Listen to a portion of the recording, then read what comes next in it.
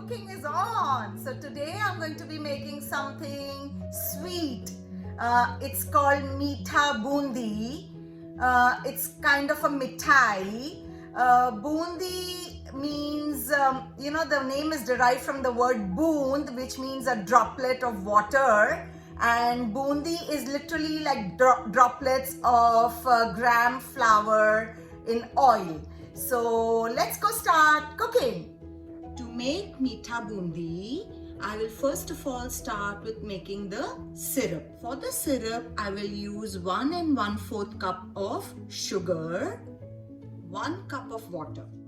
The syrup has been cooking for about 5 minutes. It has kind of thickened up a bit. Let me just show you. Little thick it has become. It is sticky to the hand, so that's enough for the syrup. I will switch off the gas. I will put in half a teaspoon of cardamom powder and a few strands of saffron. The syrup is ready. I will now start making the bundi. For the bundi, I have 1 cup of gram flour, half a cup of water. I will blend it together into a smooth paste. Put in a pinch of orange food color.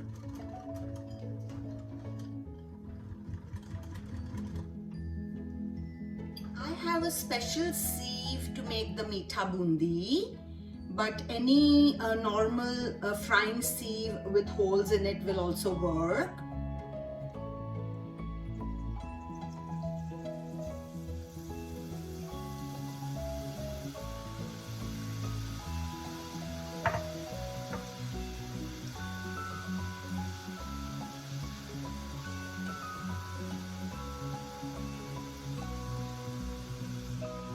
Fry it to a crisp level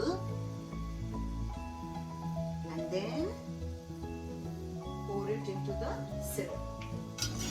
I'm almost done frying all the bundi. The batter is almost over. I have mixed everything into the syrup. You can see there is some extra syrup. You can remove that, or if you wish you can add a little more batter and put in some more bundi. It is up to you. Once you're done making the bundi, garnish it with some chopped nuts like pistachios and almonds and sprinkle some more cardamom powder and you're ready to go.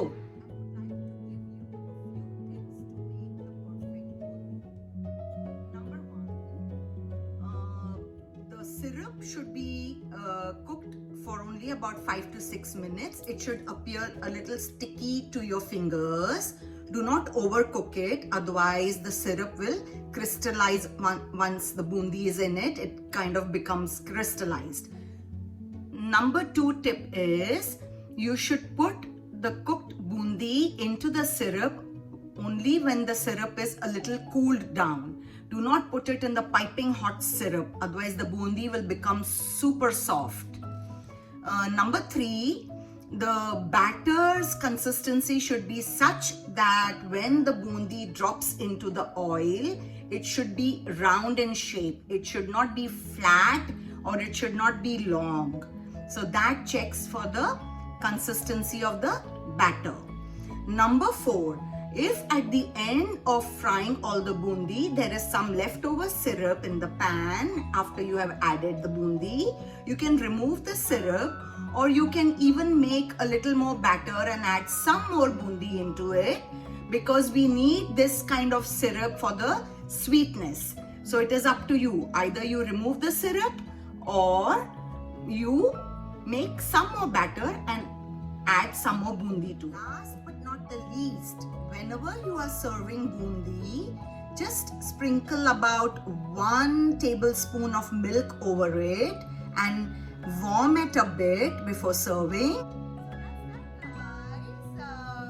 I'm super happy to have shown how to make bundi. It's really a very simple and easy mithai to make at home. Fresh and yummy to taste. So do try it, do make it, share it with all your friends and family. Enjoy. Bye-bye.